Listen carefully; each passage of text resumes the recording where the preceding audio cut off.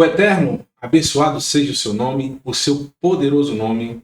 No relato da criação, fiz questão de mencionar que em 6 dias criou todas as coisas que existem, mas o sétimo dia ele separou e santificou. Ele separou, santificando e dando exemplo para toda a criação que o Shabat é o seu santo dia.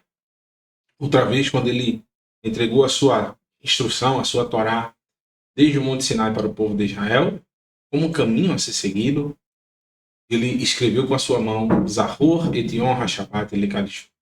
Lembra-te do dia de Shabat para santificá-lo. É o que nós estamos fazendo hoje, reunindo as nossas famílias para estudar as instruções que desceram do céu.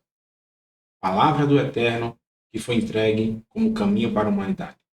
Desejo a todo o povo da Techuvá, que está espalhado sobre os 4 cantos da terra, um Shabbat Shalom, Shabbat cheio da graça, do amor e da fidelidade que só o Eterno pode proporcionar ao ser humano e a paz que só Ele pode entregar àqueles que o servem.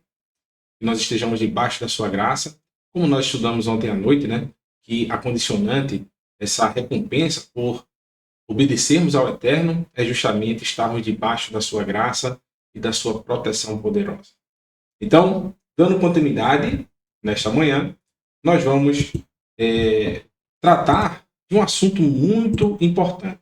Muitas vezes nós questionamos por que nós somos testados, provados, né? Assim como Iov, ele não entendia o motivo daquelas privações que ele estava passando, apesar de estar em obediência e em retidão diante do Eterno, Iov, Jó, como nós estudamos com o nosso querido Moré Marcos Felipe, no momento do hebraico, todo o livro de Iov, de Jó, ele, apesar de não entender as angústias, Iov aceitava o seu destino. Ele dizia que se o Eterno deu, o Eterno tomou. Então, bendito seja o nome do Eterno.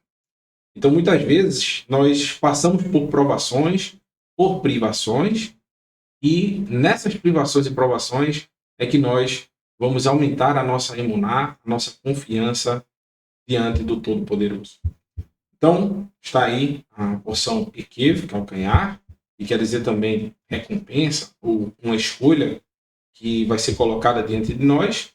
E eu coloquei como tema que os testes, essas provas, são para o nosso bem. É assim que nós devemos encarar a maioria das situações na nossa vida, acontecimentos que nós não entendemos o porquê, coisas que muitas vezes está fora do nosso alcance, porém a gente tem que ter confiança que tudo é possível e tudo vai ocorrer bem para aqueles que temem ao Eterno. Então, no capítulo 8 do livro de Devarim, no versículo 1, vai dizer justamente o seguinte: Kol ha-mitzvah asher anochi mitzarucha ayom tishmerum la'asot lema'an terchium urvitem uvatem ורשתם הארץ את הארץ אשר נשבע Adonai לאבותיכם.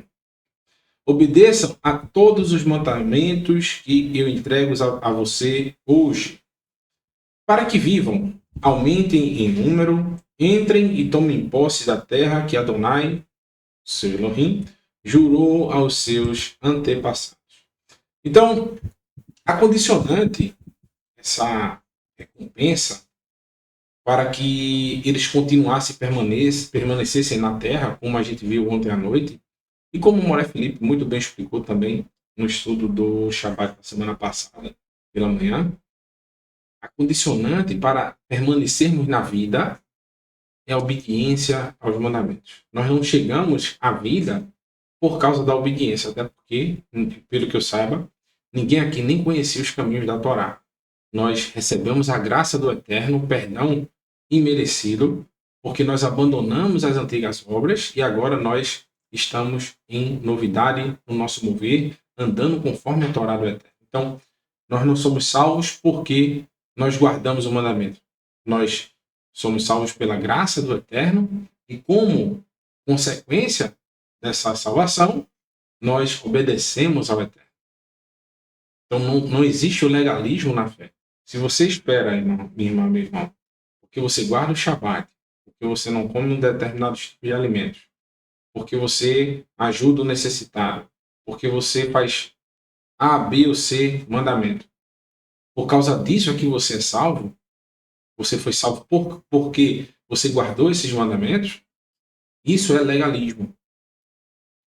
Nós somos salvos pelo favor imerecido do Eterno, que tem o seu símbolo maior e máximo, a morte e ressurreição do nosso Mestre Yeshua. Então nós estamos espelhando nele, dizendo: ó Eterno, através de ti que tu enviaste o nosso Mestre Yeshua para cumprir o seu papel, e pela sua morte e ressurreição de um justo por injustos, a partir disso eu vou andar no testemunho do meu Mestre Yeshua. Vou andar nos seus caminhos, eu vou seguir os passos que ele trilhou de obediência aos teus mandamentos. Por amor a ele e por amor a ti. Como nós vimos ontem em Yohanan capítulo 15. Se vocês querem permanecer no meu amor, guardem os mandamentos. Então, qual é o segredo para permanecermos no amor do Eterno e no amor do nosso Mestre Yeshua? Obediência às suas instruções.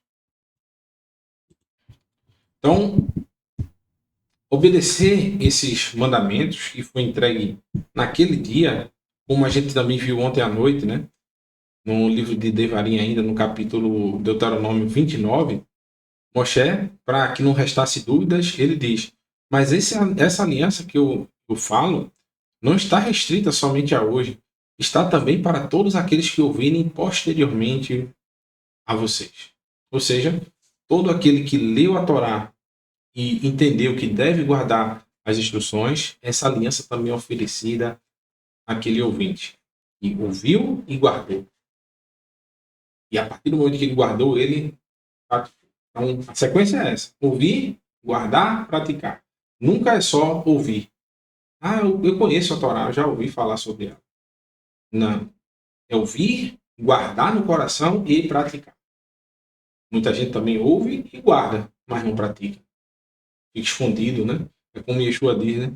Que uma cidade não pode ser edificada sobre um monte escondida. A sua luz tem que brilhar para todos. Também uma luz não pode, uma lâmpada não pode ser coberta, né? Colocada uma coberta sobre ela. Ela tem que ser colocada num ponto mais visível para que todos vejam a sua luz. Assim, aquele que escuta a Torá e guarda no seu coração. Uma luz que deve brilhar e trazer tempero, também o sal, né? Temperar na vida das pessoas.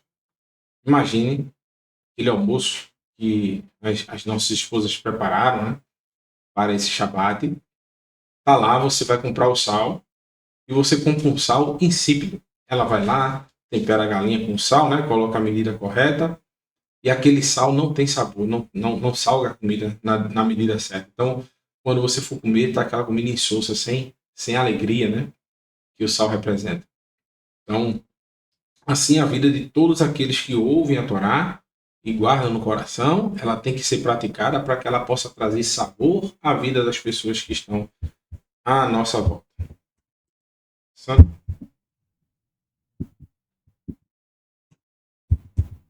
passando, o computador travou. Lembrem-se de todo o caminho, lembre-se de todo o caminho pelo qual Adonai os guiou nesses 40 anos no deserto, humilhando-os e testando-os, com o objetivo de saber o que estava em seu coração, se vocês obedeceriam aos seus mandamentos ou não. Então veja a importância, meus irmãos, dos mandamentos, né? O objetivo desses 40 anos foi trazer ao povo essa aparente humilhação de estar rodando como se tivesse perdido no deserto, com o Eterno tinha o intuito de saber se as pessoas iriam obedecer aos seus mandamentos ou não. Se o povo teria confiança que aquela decisão era mais correta e que o Eterno sabia o que estava fazendo com o povo. Porque muitas vezes nós, como seres humanos, a gente quer colocar os nossos planos acima dos planos e projetos que o Eterno tem escrito para nós, tem colocado para nós através da sua Escritura. Então, o que o Eterno coloca para nós, quando temos que escolher entre obedecê-lo ou não, guardar a Adonai ou o mundo, obedecer a Adonai, ao Eterno ou às religiões. A gente começa a descobrir que não vivemos apenas de pão, mas de toda a palavra que sai da boca do Eterno. Então, a disciplina que o Eterno dá para a gente como filhos é justamente, às vezes, nos privar de algumas coisas, porque o mundo, quando vem tomar, ele toma de tudo. Toma tudo de uma vez só. E se a gente não sabe perder logo dessa forma regrada que o Eterno vai trabalhando na nossa vida, quando chegar naquele momento que o mundo vier tomar, a gente não vai ter a mentalidade para compreender e conseguir se reerguer. Mesmo no chão, a gente agarrar as oportunidades e sair da lama. Porque hoje, a maioria dos adolescentes, dos jovens, né, que estão aí entrando na sua vida de trabalho, né, começando a sua idade de procurar o seu emprego, de correr atrás, são frágeis como um cristal. Por que isso está acontecendo? Porque as gerações, os pais, eles colocaram na mentalidade uma falácia, um dizer, que é: eu vou dar ao meu filho tudo aquilo que eu nunca tive. Privando as crianças, os adolescentes, justamente do não que a vida, que nossos pais davam, que eles não tinham uma condição específica ou faziam isso para nos educar. E esses novos pais têm essa mentalidade de não pode dizer não ao filho. Não pode, literalmente, contrariar, né, os pequenos príncipes de dentro de casa. E esses jovens, quando eles saem para o mundo, e o mundo ele é pesado, ele diz um não, que muitas vezes é devastador, eles não têm condições psicológicas de compreender aquele não. E tomam atitudes, às vezes, impensáveis. Então, um pai verdadeiro é aquele que educa o seu filho e muitas vezes nega realizar os seus desejos.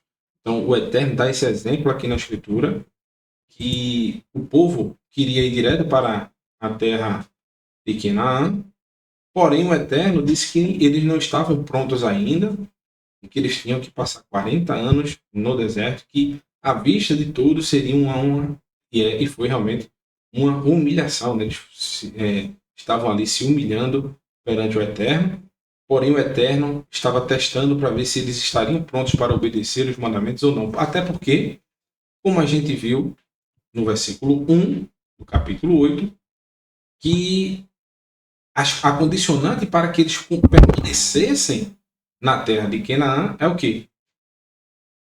Guardem, obedeçam a todos os mandamentos. Se o povo não obedeceu no deserto, que era totalmente dependente do Eterno, como é que eles obedeceriam dentro da terra de Canaã, onde eles teriam as próprias forças, teriam o alimento que a terra iria produzir, não seria mais humana, eles já não teriam tantos inimigos à sua volta, eles não teriam mais a nuvem de dia, nem a coluna de fogo à noite, ou seja, eles seriam autossuficientes e não mais confiariam, e não mais, por não confiar, não mais obedeceriam ao Eterno, e foi o que ocorreu. Então, muitas disputas, meus irmãos, muitas interpretações existem sobre qual é a vida mais difícil, né? Se é viver no deserto ou se é viver justamente na Terra Prometida. Isso é um paralelo com duas situações que acontecem nos dias de hoje. Pessoas que estão passando por um deserto, por momentos de angústia, e por causa disso começam a duvidar se o Eterno é com elas, e outras que estão passando por bons momentos, estão na Terra Prometida e se esquecem do Eterno através da sua correria, da sua busca incessante por riqueza ou por mais prosperidade. Então, ambas as situações são perigosíssimas no que concerne a nossa convivência e vivência com o Eterno. A bonança pode trazer grandes problemas, assim como também a escassez pode nos fazer buscar meios que não são aprovados pelo Eterno. Versículo 3 diz o seguinte: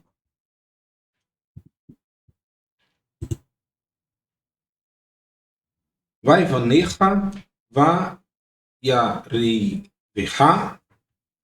va yacheliha et hamam asher lo yadata velo yadaun avoteiha lema'an atoi, perdão, odi aha e lo al alechem levador ihye adam ki al kol motza fi Adonai e hye adam. Ele os humilhou, permitindo que vocês se tornassem famintos, e então alimentou com mã, desconhecido por vocês e por seus antepassados, para fazê-los entender que nem só de pão viverá o homem, mas de tudo que sai da boca do Eterno. Então, essa humilhação trouxe benefícios. Porque o que é humilhação? É você ficar, literalmente, afligir a sua alma por não ter o alimento cotidiano. Isso é se humilhar diante do Eterno. Então, nós fazemos isso, conhecemos isso, porque nós fazemos essa mesma situação uma vez por ano no Yom Kippur, pelo menos isso, né? Algumas pessoas também têm esse costume de fazer um jejum em algumas situações para um compromisso com o Eterno, se humilhando para pedir ao Eterno que ele tenha uma atenção maior para a sua causa. E é louvável por isso. Então, se humilhar é você abdicar de ter o pão, ou ser colocado numa condição em que você não tem acesso ao seu alimento cotidiano. Então, o Eterno colocou o povo de Israel nessa situação para que eles clamassem ao Eterno, para que o Eterno providenciasse essa alimentação. Não era para eles murmurarem contra o Eterno, mas sim, nesse momento de fome, pedir ao Eterno por misericórdia, que o Eterno jamais deixaria de alimentar o seu povo. E em um desses momentos, o Eterno fornece o maná, que os antepassados do povo de Israel, apesar de terem muitos méritos, não conheceram. E Moshe faz questão de dizer isso para o povo, afirmando que esse maná, esse man, é algo que é um privilégio para o povo de Israel. E muitos do povo chamaram esse man de alimento desprezível. E o man, ele tem um significado. E nem só de pão viverá o homem, mas de tudo que procede da boca do Eterno. Então, o man é uma representação da confiança no Eterno, na provisão do Eterno, e que, através da obediência ao Eterno, o ser humano vai ser suprido de todas as suas necessidades. Isso é o que representa o man. Então, essa humilhação é a consequência da negação de si mesmo, do seu próprio ego, da sua vontade, né? Para em prol de uma recompensa maior, que é justamente a confiança no Eterno que ele vai prover ao ser humano. Então, quando você está se humilhando ali sem alimentação, você está deixando de lado o ego, a arrogância. Ah, mas eu sou autossuficiente, eu posso fazer tudo. Eu faço o que eu quiser, porque eu tenho minha despensa está cheia de comida. Meu reservatório está cheio de água. Eu tenho saúde, eu tenho meu emprego, eu tenho isso, eu tenho aquilo. Eu. E se esquece que nós não somos nada sem a providência do Eterno.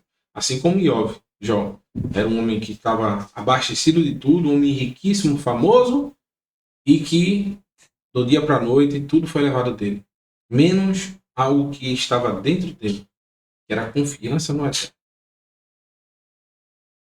Para muitos, confiança está nas coisas que ele possui. A confiança verdadeira no servo do Eterno está dentro dele. Então podem levar tudo, menos o que está dentro dele. Está dentro da pessoa que serve ao Eterno. Onde está o seu coração, ali está o seu tesouro, como disse nosso mestre Yeshua. E no versículo 4 diz o seguinte: durante esses 40 anos, suas roupas não envelheceram e seus pés não incharam. Então, assim como o pai, meus irmãos, que disciplina seu filho e coloca esse filho de castigo e nega o que a gente chama de extra, né? Aquilo que nós podemos dizer, por exemplo, o povo de Israel passou 40 anos e suas roupas não envelheceram, seus pés não incharam. O extra seria uma roupa nova, né? Para que esse povo está no deserto, se as roupas estão bem cuidadas? É como o pai e o filho quer a roupa da moda, né? E ele, não, mas seu casaco tá bom demais, não precisa de outro não. E realmente o casaco do menino tá bom, mas ele quer só um extra, né? Algo a mais. E o Eterno, nesse momento, estava dando somente aquilo que era necessário para que o povo aprendesse a conviver com o mínimo, né? Então, esse pai que dá um exemplo para o filho, que nega o filho que ele, por exemplo, vá para um parquinho, enquanto outras crianças brincam, pois ele desobedeceu aos professores do colégio, como era o povo de Israel, né? Estavam em desobediência e o Eterno colocou eles num castigo para ver se eles iriam mudar o seu comportamento e voltar a obedecer e a caminhar da forma correta. Então, com essa restrição, a brincadeira de que esse jovem é disciplinado pelo pai, né? Ele quer ir para o parquinho, seus amiguinhos estão lá no parquinho, mas ele não pode ir porque ele desobedeceu. Então, com essa restrição, o menino fica refletindo, né? Mas será que eu vou fazer de novo? Eu posso perder os benefícios que o meu pai, da liberdade que há em estar em obediência ao meu pai. Porque ele fica com medo de ter novas restrições, de ter novos problemas, né? Assim, era a reflexão que o Eterno queria que o povo de Israel fizesse por consequência da desobediência ao Eterno. Essa punição se dá justamente por causa disso. Pensem sinceramente sobre isso. O Eterno, Adonai, estava os disciplinando como um homem disciplina o seu filho. Por isso que eu usei esse exemplo da criança que desobedeceu ao seu pai e ele não deixou o menino ir para o parquinho. Não deixou o menino brincar com as outras crianças. Então, o Eterno ensina que mesmo nesses momentos, ele não deixou de prover as necessidades básicas do povo. Ele estava apenas testando para ver se seu comportamento estaria de acordo com o prêmio maior que estava sendo reservado para eles. Eu sempre lembro de uma história que eu conto aqui, já contei algumas vezes, da minha avó, que às vezes quando eu era criança, eu e minhas irmãs, e ela sempre foi, ela era cozinheira, né, dessas famílias mais com poder aquisitivo um pouco maior. E quando tinha festas, essas pessoas comentavam, né? Ah, mas aquele menino ali só pode ser pobre. Olha aí, tá comendo tudo, rapaz. Tá devorando a festa. E ela ficava com aquilo na cabeça, né? Então, quando a gente era convidado para um aniversário de um amiguinho nosso, da rua, alguma coisa do tipo, antes da gente ir para uma festa, o que é que ela fazia? Ela sentava todo mundo, eu e minha irmã, e às vezes minha outra irmã, que era um pouquinho mais velha, e botava um prato de cuscuz com leite, e a gente ia comer o cuscuz com leite. E a gente chorando, mas vovó, vai ter a festa já já, não, mas como, vá? A gente comia. Chegava lá na festa, rapaz, não tinha mais espaço para nada, né? E a gente beliscava uma coisinha ou outra, pegava um pedaço do bolo que colocavam ali, mas a gente não queria mais nem comer mais nada. Porque ela tinha medo que nós passássemos por aquelas humilhações que ela via nas casas das quais ela ela trabalhava. E quando a recompensa, essa recompensa, se dava no nosso aniversário, nas nossas festas. Porque antigamente eu acho que a forma de bolo não existe mais essas formas de bolo, não. As formas de bolo hoje em dia desse tamanho. O bolo que a minha avó fazia, eu acho que parecia que era para a comunidade inteira.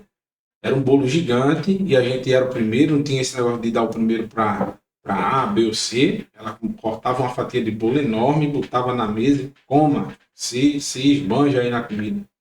E ela fazia de tudo, coxinha, fazia bem casado, né? O brigadeiro. E a gente comia bastante, mas muito mesmo. Então, dentro de casa, ela fazia a fartura. Mas fora, ela nos privava para nos educar e nos mostrar que a gente deve saber se importar nos locais. Então, muito hoje se falta. Não estou dizendo que essa seja a maneira mais correta. Eu não sei se eu faria da mesma forma da minha vovozinha, mas foi isso que ela me ensinou e eu aprendi. Hoje eu coloco em prática, né? Eu não chego na casa dos outros para poder literalmente passar vergonha, né? Aprendi isso desde criança. Não sei se é uma metodologia comprovada cientificamente, mas comigo funcionou. E no livro de Matitiahu, Yeshua, ninguém se pergunta, pouco se pergunta, por que Yeshua ele foi para o deserto para ser provado pelo adversário.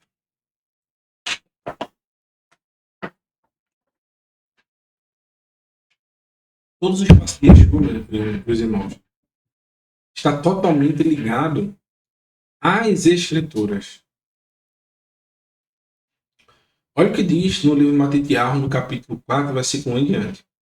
Mas Uval Yeshua Beruach ha-midbará lá va avur e nascehu shah hashamam Hassatã, perdão. Então o mover, o Espírito do Eterno, levou Yeshua ao deserto para ser tentado pelo adversário. O que é que a gente vem aprendendo? O que é o mover do Eterno? O mover do Eterno é justamente as suas instruções, a sua Torá, que move o ser humano conforme a vontade do Eterno. Então, por que as palavras do Eterno levaram Yeshua a ir para o deserto? Por que isso? Porque quando Yeshua é testado e tentado pelo inimigo no deserto, ele está com o livro de Devarim na mente. Por quê, meus irmãos? Eu estava me perguntando isso quando eu estava lendo esse texto. Por que o Yeshua ele é levado pelo mover do Eterno, ou seja, de uma vontade que ele teve de obedecer ao Eterno, ele é levado ao deserto. E ele passa 40 dias e 40 noites, sem comer e sem beber. Sabe por quê, meus irmãos? Yeshua, ele não pode ensinar sobre algo que ele não viveu. Isso me trouxe uma reflexão enorme. E que nós não podemos falar sobre algo que nós não vivemos.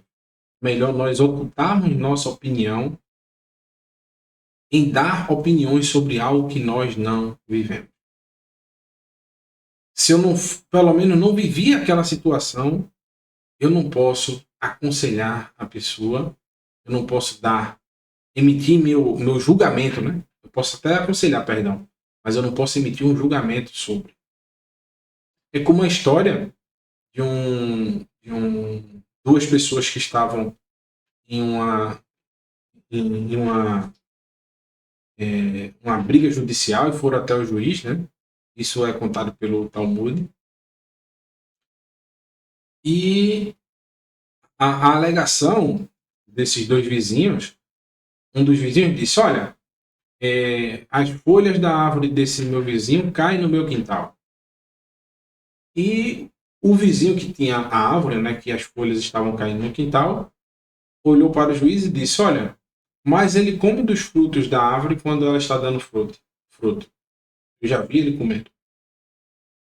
Então, o juiz, todo mundo que estava ali, disse: olha, esse caso é o mais simples que tem, né? Esse juiz é tão sábio, ele vai decretar que o homem corte os galhos e tanto as folhas quanto os frutos não cairão mais no lado do que está se sentindo prejudicado. Então, já que ele mesmo analisando, né, pesando as situações das folhas e dos frutos que caem no seu quintal, ele mesmo assim resolveu reclamar. Então, o ideal é que o proprietário da árvore que está no seu terreno corte, pode a sua árvore para que ela não tenha mais esse problema de sujar o quintal do vizinho. Então, o juiz, na mesma hora, pediu vista e disse que não iria julgar aquele caso naquele dia, sim depois de 5 dias. E todo mundo ficou questionando, mas uma coisa tão simples, esse juiz é tão sábio, ele consegue resolver situações muito mais difíceis tão rapidamente. Todo mundo ficou sem entender. Alguns dias depois, ele, ao ver novamente esse litígio que estava na frente dele novamente, os dois responsáveis, foi proferir a sentença. E ele disse a sentença, o que era? Olha, o dono do terreno que tem a árvore deve podar a sua árvore.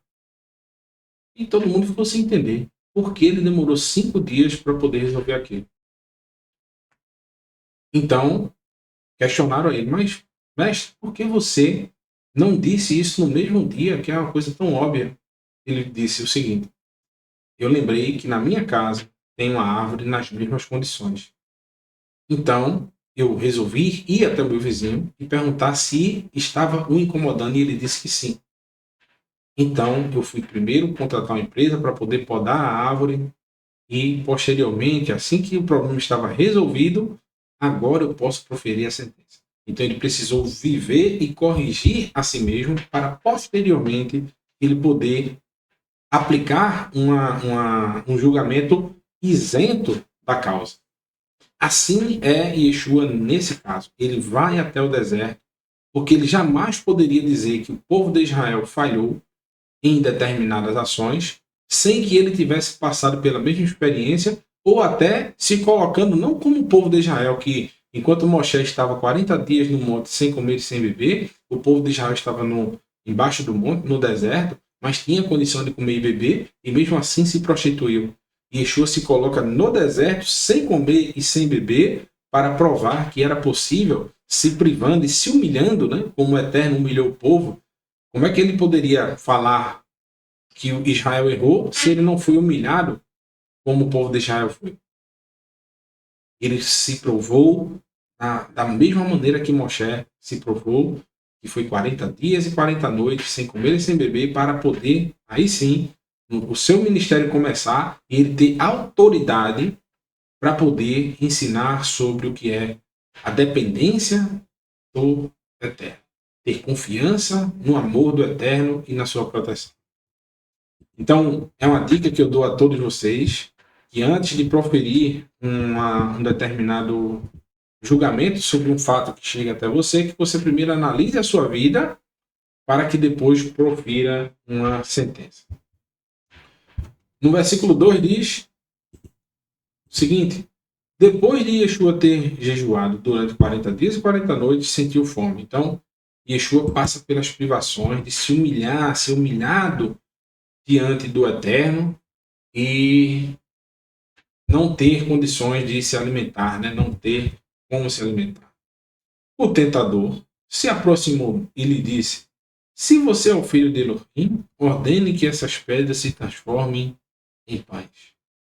Yeshua tinha forças e poder para isso, de pedir algo para o Eterno, depois dessa prova de fé e de confiança no Eterno. Ele poderia até dizer, porém, a troca seria por algo banal, algo que não valeria a pena. Não teria aquele sabor de vitória que é justamente era o objetivo que Yeshua tinha. A vitória sobre os seus desejos, vitória sobre a sua vontade, e a vitória sobre a carnalidade, as coisas do mundo. Então, quando Yeshua está nas mesmas condições, em pé de igualdade com o povo de Israel, ele ensina algo muito importante para todos nós. Que nós devemos anular a nossa vontade para fazer valer a vontade do Eterno. Yeshua não se vitimiza, meus irmãos. Ele não se coloca como alguém que, mas eu estou precisando e eu estou sendo tentado, agora não vou resistir mais, eu vou fazer. E qualquer coisa eu boto a culpa no inimigo. O inimigo apareceu para ele, o tentando. Vá Ya'am, vá Yomar, Katuv, Ki lo al Halechem, Levado, Rie, Ha-Adam, Ki al Kol Motsa Pi Adonai. Mas ele respondeu, na escritura diz, o homem não vive somente de pão, mas de toda a palavra que procede da boca do Eterno. Então Yeshua está com esse capítulo 8 na mente. Capítulo 8, capítulo 6, ele usa também um salmo. Yeshua está meditando na palavra do Eterno, que não é só do pão que o homem vai viver, mas sim de tudo que procede da boca do Eterno. Portanto, observe que coisa interessante, né? Eu não coloquei todos os versos, porém, observe que Yeshua, meus irmãos, ele dá um exemplo a todos nós que a gente não deve se vitimizar. Nós devemos responder aos desejos da carne. A vontade da gente é o que o inimigo estava propondo para Yeshua ali. Transforma essas pedras em pães. Isso é a vontade do ser humano clamando dentro do coração dele. A gente tem que anular essa vontade, essa voz interna que tem dentro da nossa mente e colocar o nosso coração, que está com a palavra do Eterno guardada, para funcionar. Usar os textos da Torá, das Escrituras, como blindagem contra a nossa própria vontade.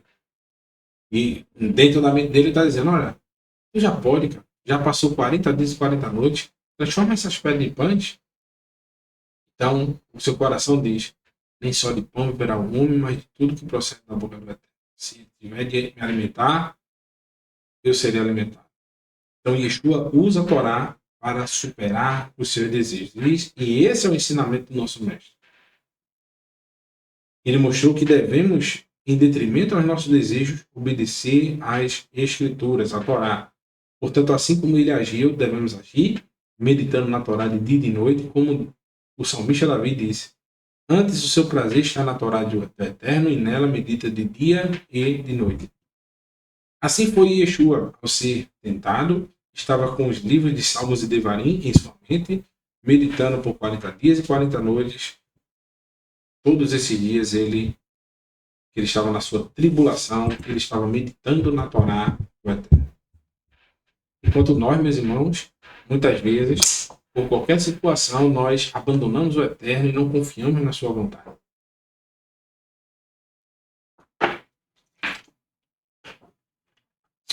Se acontece alguma coisa na nossa vida, nós já nos desesperamos, não confiamos que o Eterno vai ter força ou poder para resolver isso para nós, entregamos as dificuldades na mão de terceiros, de outros seres humanos, e não entregamos naquele que pode resolver todos os problemas. Infelizmente, o ser humano é o mesmo, né? Eu digo isso com propriedade, viu? Eu sou esse juiz que passa por essa situação e posso julgar, eu julgo a mim mesmo.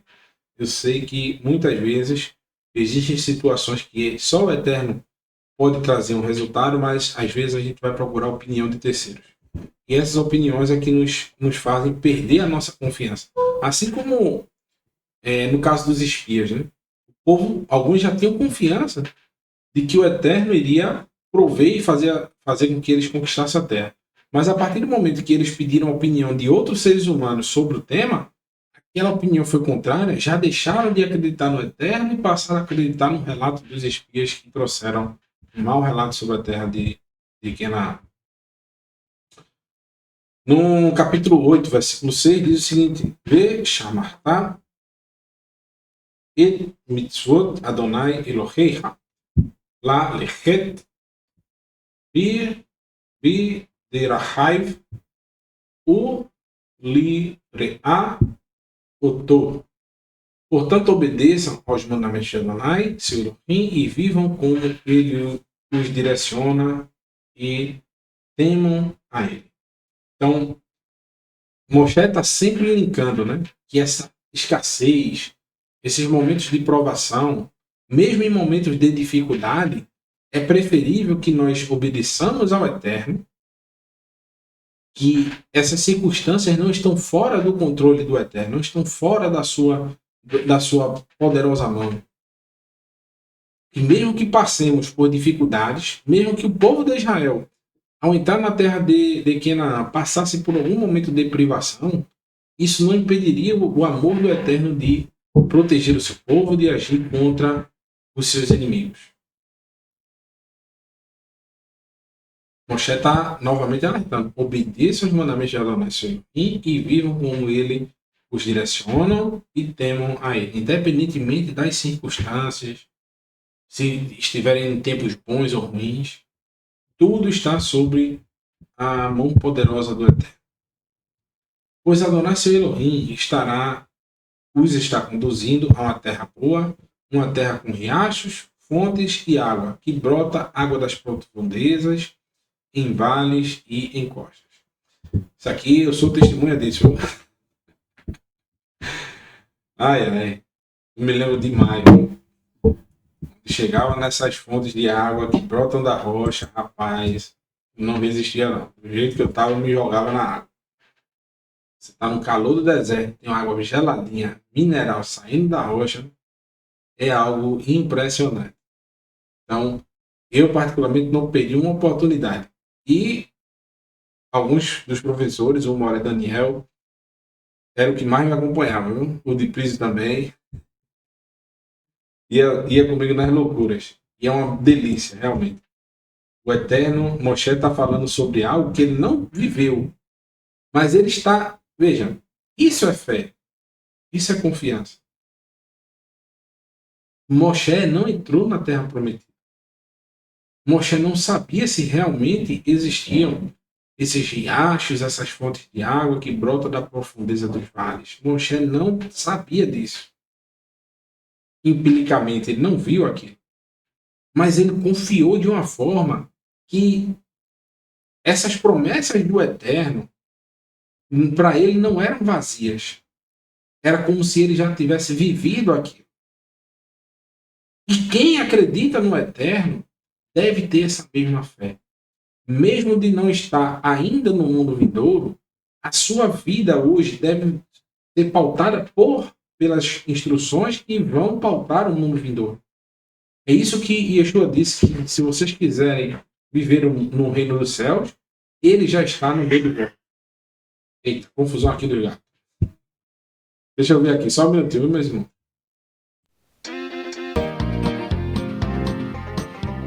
Mas, o bicho tá brigando. O bicho tá brigando aqui, querem confusão. Então, não precisa necessariamente você estar lá no mundo vindouro para poder participar dele. Porque nós temos as regras do condomínio, as regras que vão reger o mundo vindouro. Então nós já podemos viver o mundo vindouro através da obediência aos mandamentos da Torá do Eterno. Então, Moshe ele está falando de algo que para ele já é real, ele já está vivendo aquilo. Então, a confiança no Eterno é tão forte em Moshe que ele já consegue viver algo que ele nem, o seu corpo nem presenciou. Então, ele transcende a sua região, a sua limitação, né? Porque ele já está imaginando como será. Então, ele está dizendo para o povo que confie que será assim, mesmo que ele não vá poder passar o Iardeno. No versículo 8 diz: é uma terra de trigo e cevada, de vinhas e figueiras, de romãs, terra de azeite de oliva e mel. E nós, né, sempre que possível, fazemos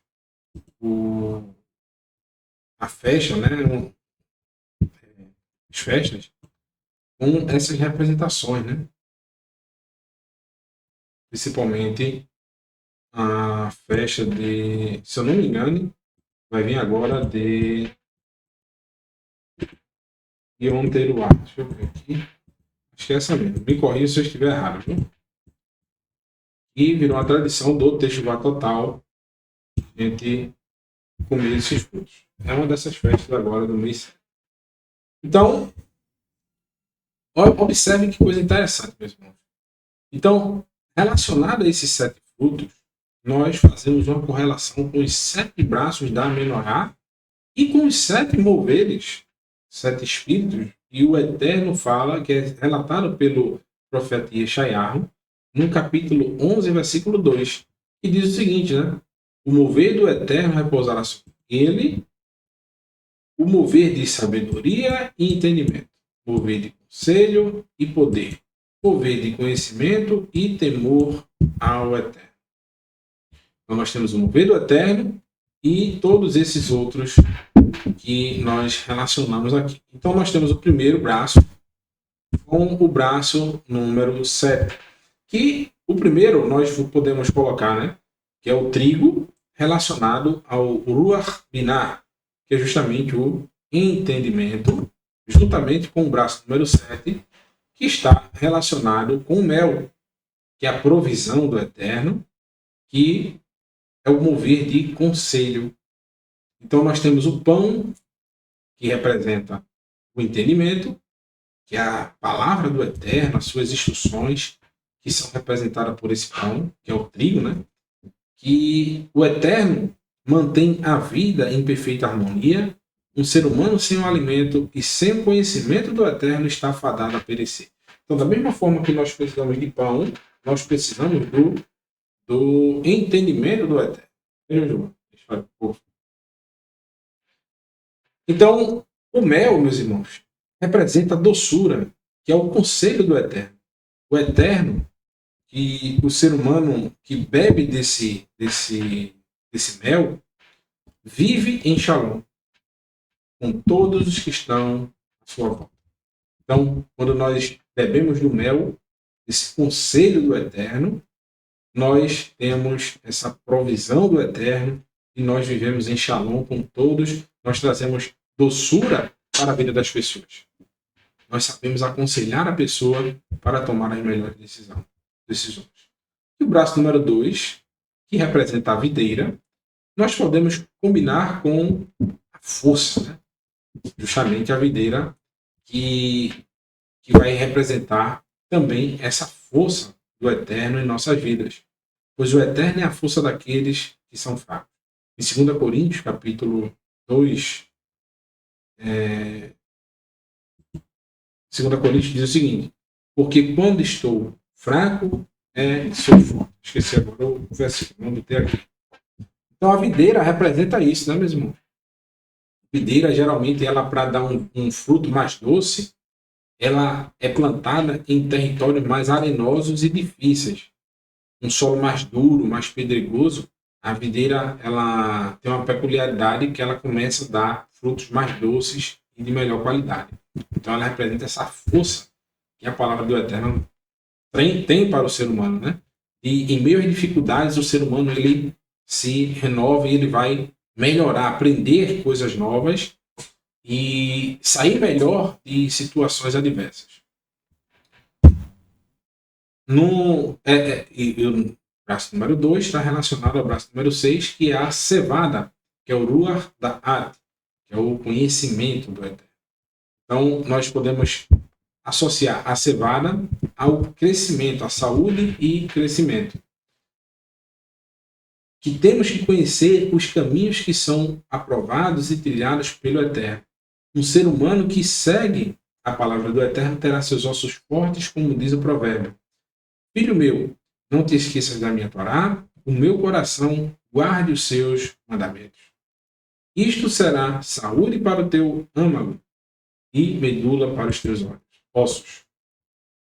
Então, a cevada também é o alimento do pobre, né? O Eterno também vai dar ao pobre necessitado as condições de se alimentar de uma forma completa, né?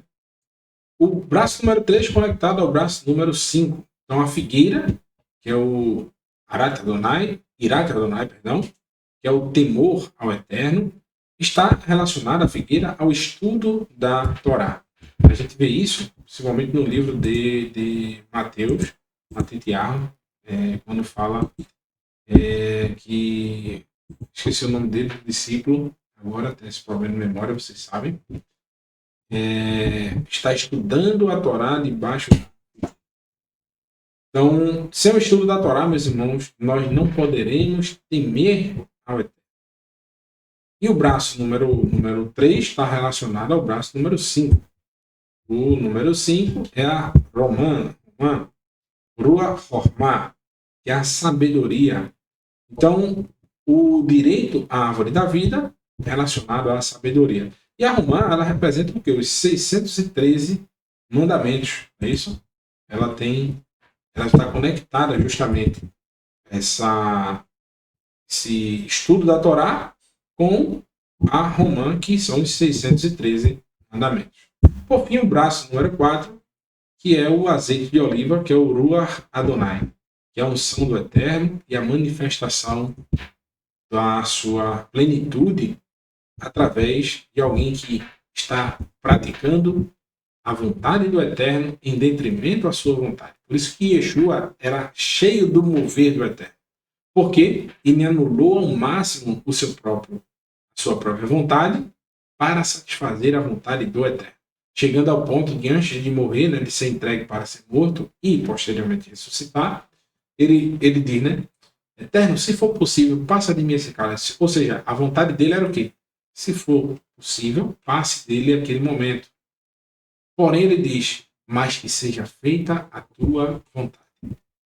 Ele entenderia se não fosse a vontade do Eterno passar dele aquele momento. Então, em nossas vidas, meus irmãos, ou seja, em nossas ações cotidianas, serão um reflexo da presença do Eterno na nossa vida e na vida do nosso próximo. O propósito da nossa criação é sermos um recipiente da presença divina através de nossas escolhas e, principalmente, das oportunidades que nos são oferecidas, que nós podemos escolher entre o certo e o errado.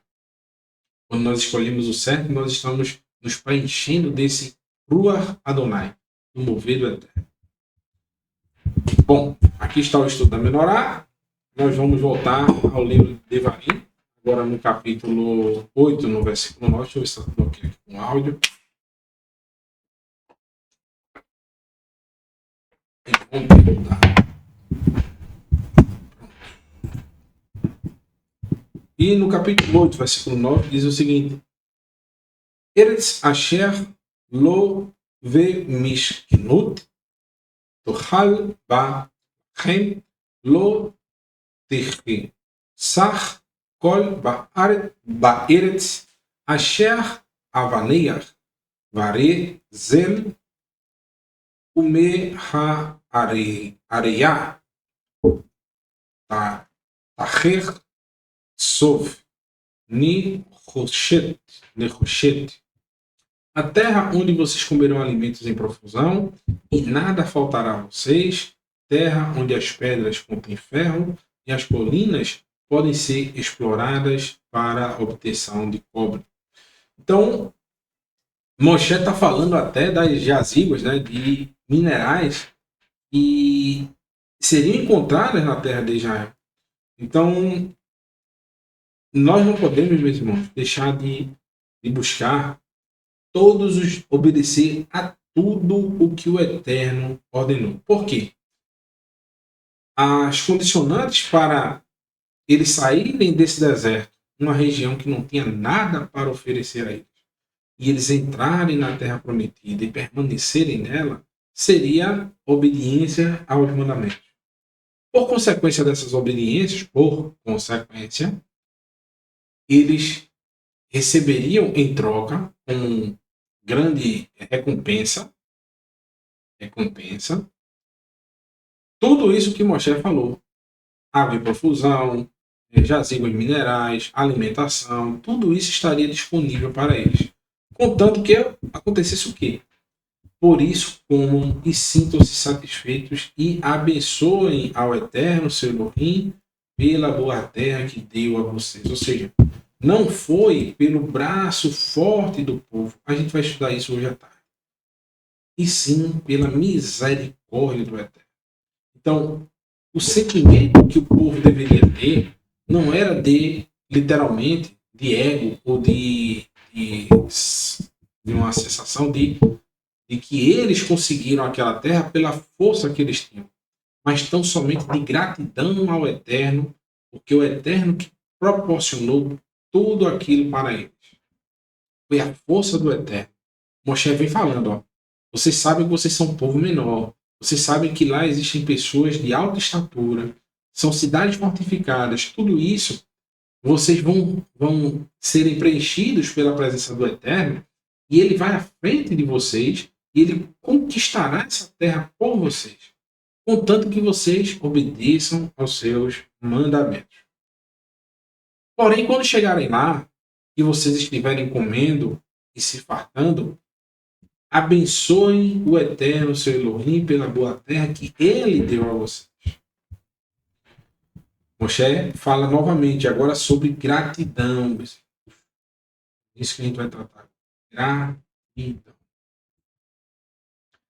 Não se esqueçam de Adonai, seu Elohim, deixando de obedecer os seus mandamentos, as regras e aos regulamentos que hoje entrego. Então, qual é a forma de demonstrarmos gratidão ao Eterno? Qual é a forma de demonstrarmos que nós somos ingratos ao Eterno? A gratidão se daria ao obedecermos aos seus mandamentos. E a ingratidão seria justamente depois que o Eterno proporcionou tantas coisas boas para o povo, eles se voltarem para o Eterno e dizerem: nós não vamos te obedecer. Foi a nossa própria força que nos trouxe até aqui. Eu não preciso mais de você. Não preciso mais obedecer os teus mandamentos. É uma aliança antiga. É algo já ultrapassado. Já não preciso mais ouvir. Eu agora vivo na tua graça. Eu quero. É como aquelas mulheres, né? Que disseram: olha, nós só queremos o teu nome. Não precisa nos dar mais nada. Nós só queremos o teu nome.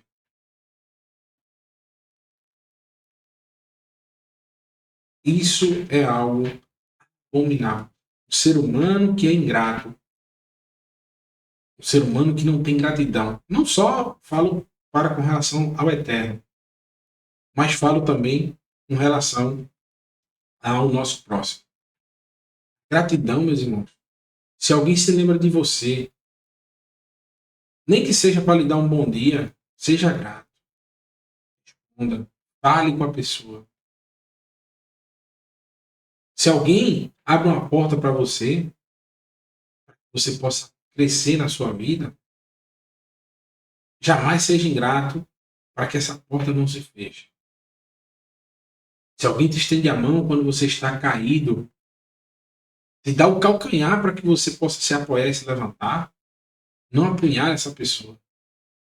Ingratidão é algo abominável aos olhos do Eterno. O Eterno está observando tudo, todas as nossas ações. O ser ingrato é uma característica desprezível aos olhos do Eterno. É uma característica de alguém que tem orgulho, tem ego, vaidade. Pessoas que buscam sempre os próprios interesses e se esquecem de serem gratos a quem lhe abriu as portas. Pessoas que buscam a todo custo as riquezas desse mundo e deixam que essas riquezas dominem a sua vida, principalmente.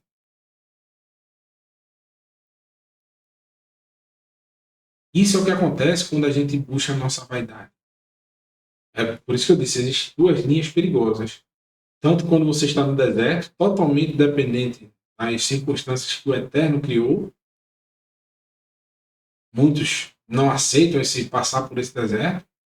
E também quando estamos na Terra Prometida, pessoas que estão bem com condições boas no momento e se esquecem do Eterno e ocorre tudo isso aqui. Moshe está alertando os dois pontos. Olha, o Eterno testou vocês no deserto para saber se vocês obedeceriam ou não. Porém, quando vocês entrarem, vocês também serão testados. lembre-se de abençoar o Eterno e continuar obedecendo os seus mandamentos. Porque muitos de vocês podem se esquecer do Eterno por causa da bonança, das coisas boas que a terra iria dar ao ser humano. Se esqueceram por quê? Depois de terem comido e estarem satisfeitos. Então, todas essas duas circunstâncias foram muito bem alertadas por Moshe. No versículo 12 do capítulo 8 diz: Pem tohal ve savata u vatim tovim tevne ve yashvita. E outro modo, depois de vocês terem comido e estarem satisfeitos, após construírem boas casas e nelas viverem, olha, presta atenção, e aumentarem o gado, os rebanhos, a prata, o ouro e tudo mais que possuírem, olha o perigo, vão construindo casa, vão ganhando prata, ouro, animais. Eles estavam no deserto agora, sendo provados pelo Eterno para saber se obedeceriam ou não. Ah, mas agora a gente vai para a terra prometida e não teremos mais nenhum teste. Isso é um teste. O aumento da capacidade do povo de ser autossustentável é uma provação para saber se também abandonaria o Eterno ou não. Só que muitos não percebem isso. E se tornarão orgulhosos e se esquecerão de Adonai seu Elohim, que os tirou da terra do Egito, onde viviam como escravos. Deixa eu alterar aqui.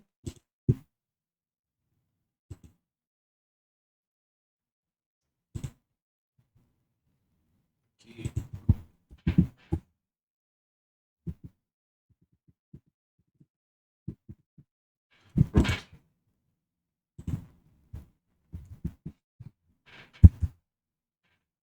Então, essas pessoas, meus irmãos, e após conseguirem vencer, né, na terra de Canaã, Moshe está alertando para que elas tomem cuidado para não se tornarem orgulhosas e se esquecerem que só estão naquela terra porque o Eterno proveu a elas estarem ali.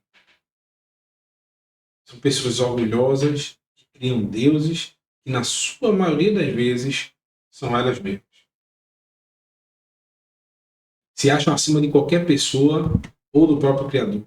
Hoje, a maioria das pessoas acreditam que seu sustento vem dos seus próprios esforços e que o Criador nada tem a ver com seu sucesso ou aparente fracasso. Na realidade, o Eterno quer que todos nós tenhamos funções e desempenhemos nossos dons para o auxílio ao nosso próximo e sustento da nossa casa. Foi assim que ele disse para Adão, que da terra tirarás o teu sustento. Porém, isso advém através da permissão do Eterno. As portas do céu são abertas em profusão quando estamos em obediência, e o solo se torna ferro quando estamos na desobediência. No livro de Devarim, no capítulo 28, versículo 12, diz o seguinte: O Eterno abrirá o teu bom tesouro do céu para dar chuva à terra ao seu tempo, para abençoar a toda a obra das tuas mãos, e emprestarás a muitas nações, porém tu não tomarás emprestado. Está lá em Deuteronômio 28, 12.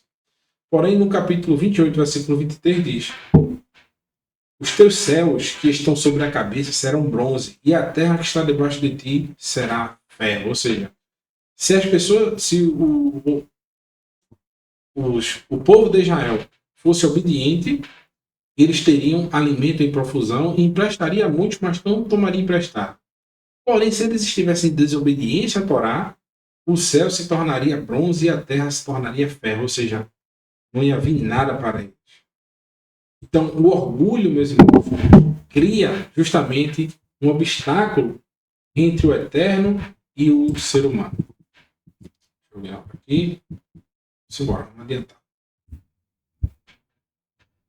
Deuteronômio, capítulo 8, versículo 15, Devarim 8, 15, diz que os guiou através do deserto temível. As pessoas seriam orgulhosas contra o Eterno, que estava guiando eles pelo deserto. Se esqueceram já de tudo que passaram no deserto. O ser humano, meus irmãos, como diria o Felipe, meu irmão, é o mesmo. O ser humano está num deserto, passando por privação, dependente do Eterno. Ele vai para um local bom e agradável, constrói uma casa e fica bem financeiramente. E se esquece do deserto que passou. Se esquece dos momentos de angústia que viveu. E se esquece daquele que o tirou do deserto e o colocou num bom lugar. Com serpentes venenosas, escorpiões e seco. Um solo ressecado que tirou a água da pedra para vocês. Ou seja, que em meio ao deserto o Eterno os sustentou. Que os alimentou no deserto com mã, algo desconhecido por seus antepassados, enquanto eles humilhavam e testavam com o objetivo de, ao final, fazer o bem a vocês. Então, testar o povo, treinar o povo, para saber viver com pouco, eles seriam colocados sobre o muito. Certa vez o nosso mestre disse, em uma das suas parábolas, no final, ele diz o seguinte, né? A este colocarei sobre tudo. Tire o que não conseguiu, né? Ele fala na parábola, né? Que a um deu 10, a outro deu 5 e a outro deu 1 talento. Né? E o de 10 multiplicou e fez 20, o de 5 multiplicou e fez 10, e o de 1 enterrou. E Yeshua diz, olha, tire desse de 1 e dê ao de 10. Multiplicou para 20 talentos. Porque sobre o pouco ele foi fiel, sobre o muito será colocado.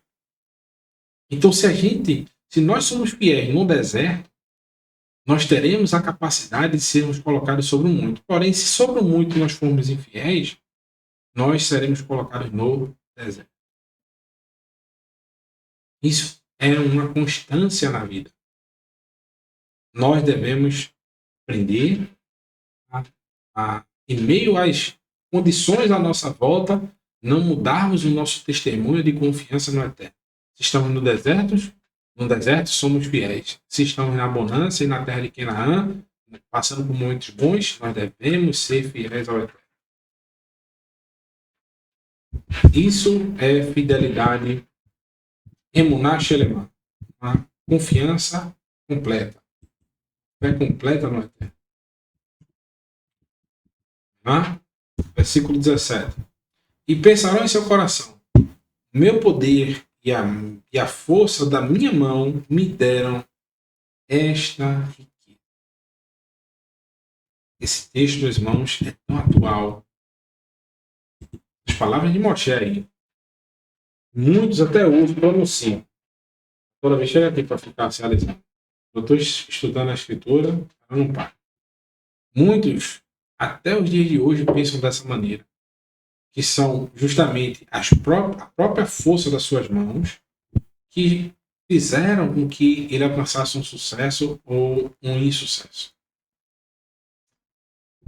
Mas, na realidade, o nosso trabalho associado à misericórdia do Eterno é que tem trazido resultados. É assim que nós devemos pensar e não confiar em nossa própria força, porque muitos, meus irmãos, se acorda bem, no outro dia está com algum problema e não tem condições de manter-se trabalhando, ou a sua mente não funciona daquela mesma forma.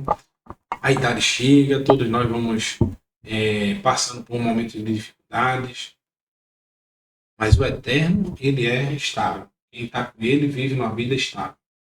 Vai saber lidar em momentos de aflição ou momentos de bonança. Então, colocar a confiança, né, a abundância, na abundância que o ser humano está momentaneamente passando, é um erro fatal, né? Então, a abundância faz com que o ser humano se esqueça da real fonte de riqueza, que é o Eterno. Quando o povo estava no deserto, era totalmente dependente do Eterno. Moshe alerta que em breve a situação mudará. Eles não mais estarão em casas provisórias, não mais comerão o maná. Eles irão trabalhar a terra e o seu alimento terá a sua participação. Será mais provido somente do Eterno. Porém, Moshe ensina que mesmo assim o Eterno será o responsável por prover o alimento. E uma das formas de demonstrar que o povo de Israel confiaria no Eterno seria uma obediência periódica do período de Shemitah, o descanso da terra a cada 7 anos. Porém, sabemos da história que o povo não confiou nessa promessa e por causa disso foram expulsos da terra. Isso demonstra que a fé é demonstrada através de ações concretas. Então, o que é que eu estou falando aqui, meus irmãos? Que o período de Shemitah, período de descanso a cada 6 anos de trabalho, o 7º ano seria um descanso, seria uma demonstração que eles se lembravam do deserto, que o Eterno proveu a eles, mesmo quando eles não tinham nem terra. Porém, o que foi que o povo de Israel fez? Passaram mais de 490 anos sem respeitar o período de descanso da terra. E por isso eles foram expulsos da terra de Canaã, e o Eterno fez descansar por 70 anos, os anos equivalentes que eles passaram sem a obediência a esse mandamento de confiança no Eterno. Por isso que a fé, meus irmãos, ela tem que ser acompanhada de obras.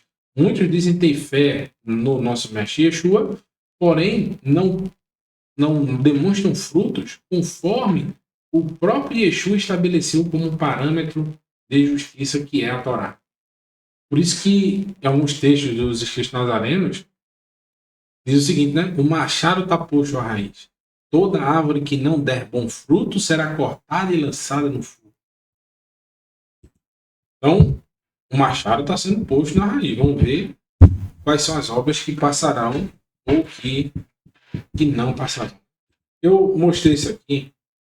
Eu coloquei essa imagem. Vou até colocar aqui. Animações.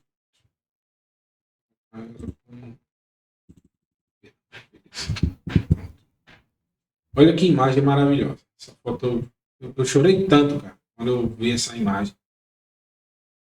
Chorei muito mesmo, muito emocionado essa.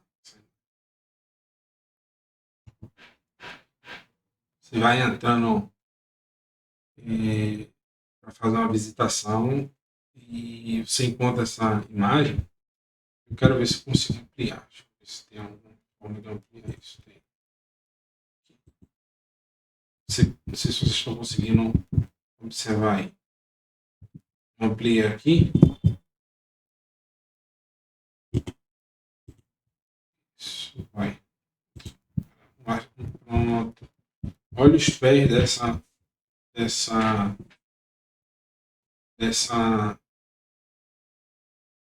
estátua, né?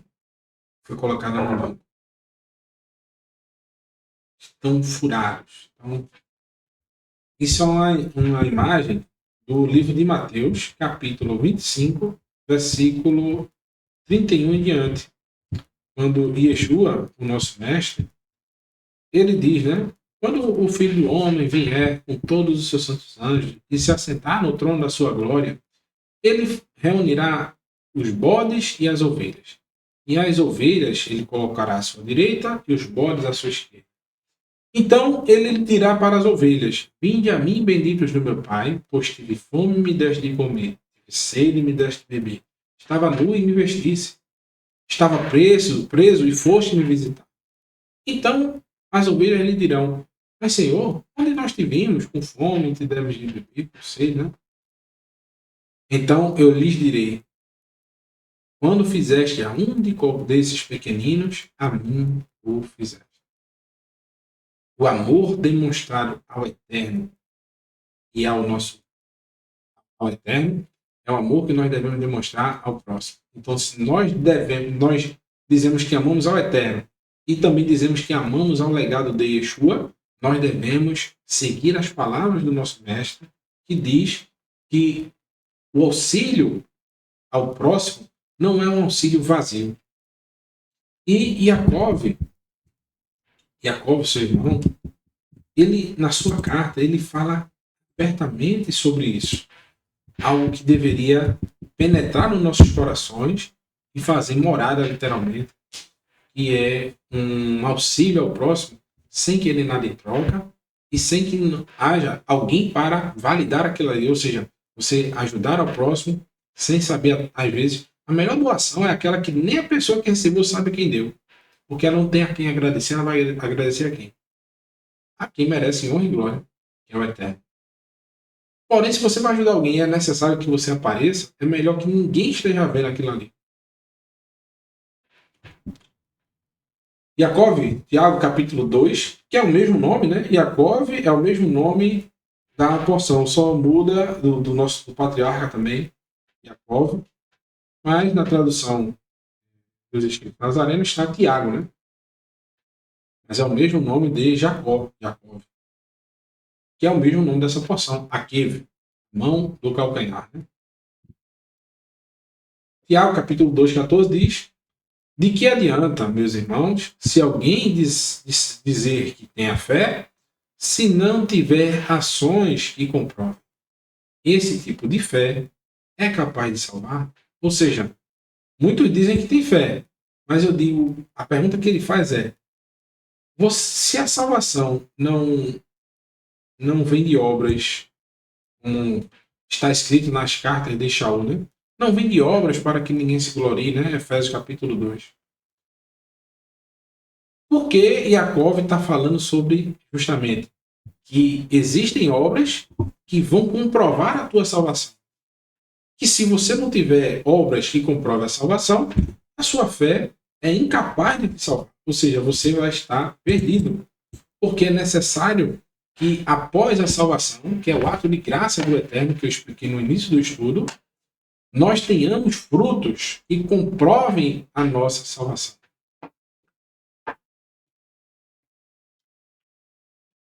E quem leu Efésios capítulo 2, no versículo 11, versículo 10 também, eu acho que é o versículo 10, diz: não são por obras para que ninguém se glorie, porque o Eterno preparou as obras desde o início. Vou até ler aqui, vou abrir aqui a escritura rapidamente, para eu ser mais exato aqui. Não sei fiel com o texto.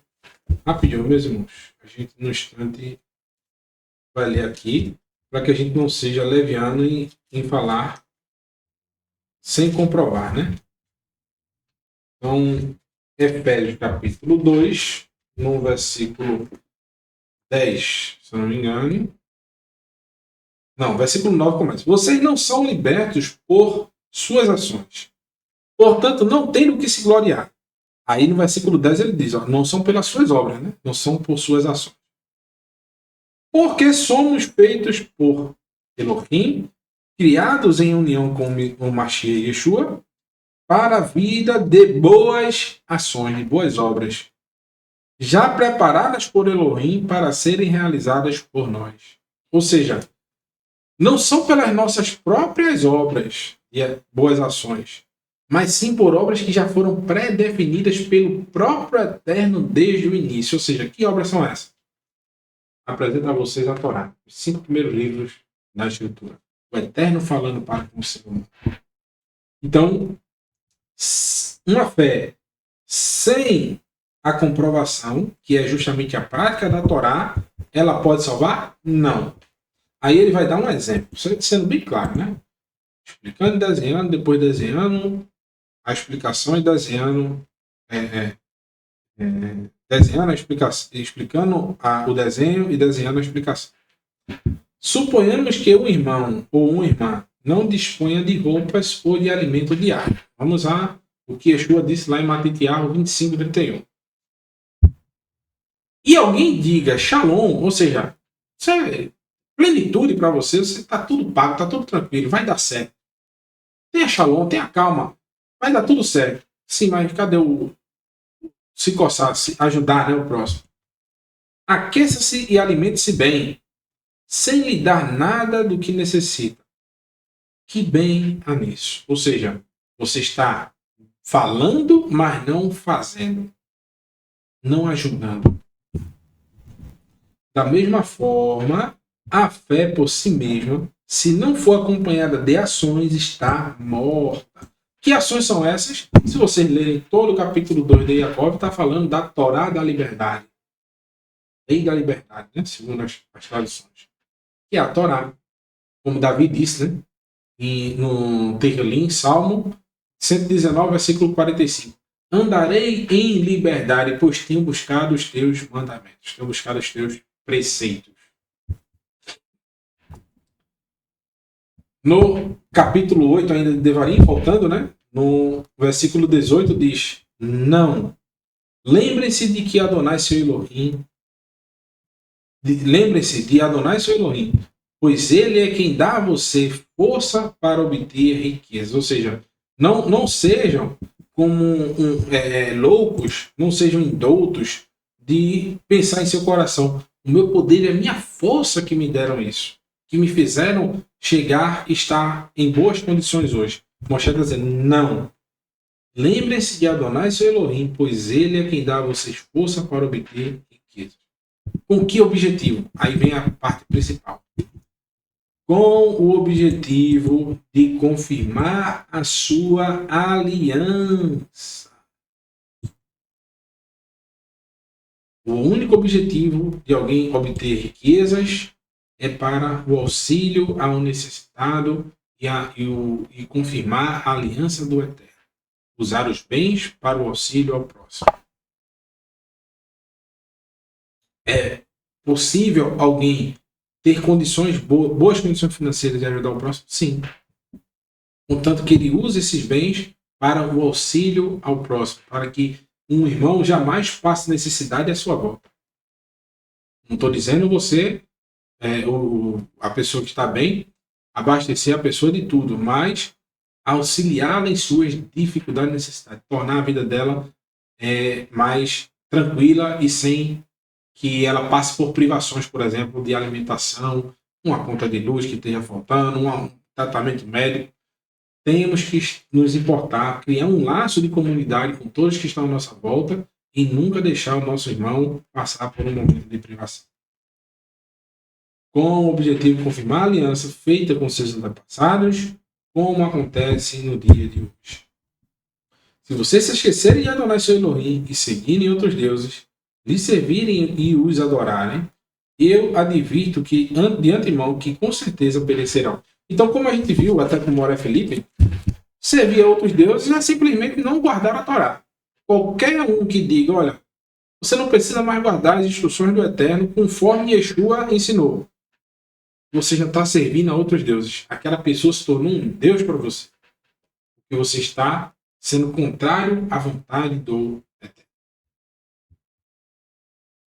Por fim, meus irmãos, versículo 20 em diante diz: perecerão como as nações que Adonai fará perecer diante de vocês, pois não deram atenção à voz de Adonai, não obedeceram aos mandamentos, fará com que o povo de Israel e nós sejamos reputados como ímpios. E o mesmo mal que aconteceu a essas nações que foram expulsas da terra de Canaã, também aconteceria com o povo que estava adentrando, assim como nós sabemos que aconteceu, e nas nossas vidas hoje, que essa palavra de Moshe é para hoje. Acontecerá da mesma forma. Não se esqueçam de Adonai seu Elohim, deixando de obedecer os seus mandamentos, as regras e os regulamentos que hoje entramos. Então, esse foi o nosso estudo, meus irmãos. Que o Eterno abençoe a todos vocês. Espero que vocês tenham aprendido alguma coisa nesse estudo, né? E nós possamos colocar em prática os ensinamentos que o Eterno tem nos passado, de ser pessoas justas, obedientes, tementes, e que louvemos ao seu nome através das boas obras que nós fazemos ao nosso próximo. Boa semana, perdão. Bom descanso, né? Bom almoço para todos. E à tarde nós finalizamos essa porção para que nós possamos ter aí sim uma boa semana. Vamos a Birkat Kohanim com meu amigo e irmão Yosef Torres.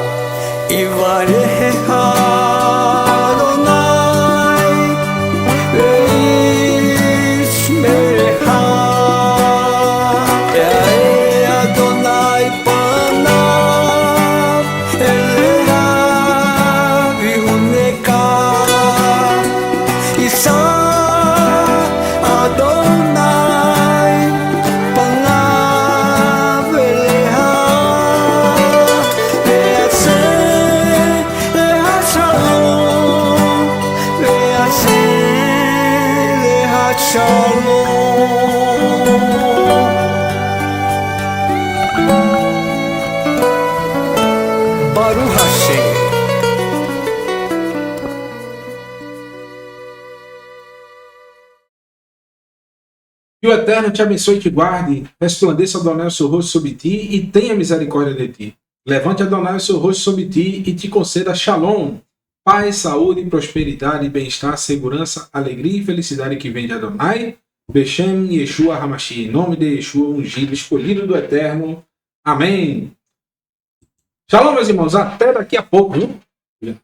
Tem mais, a gente finaliza essa porção para entendermos aí qual é a escolha que nós devemos ter e, principalmente, a recompensa que teremos. Se é uma recompensa para os justos ou para os injustos. Existem duas preparadas. A recompensa dos justos e a dos injustos. Tenho certeza que o povo da Techuvá está optando pela oportunidade de obedecer ao Eterno. Shalom, shalom, meus irmãos. Até daqui a pouco.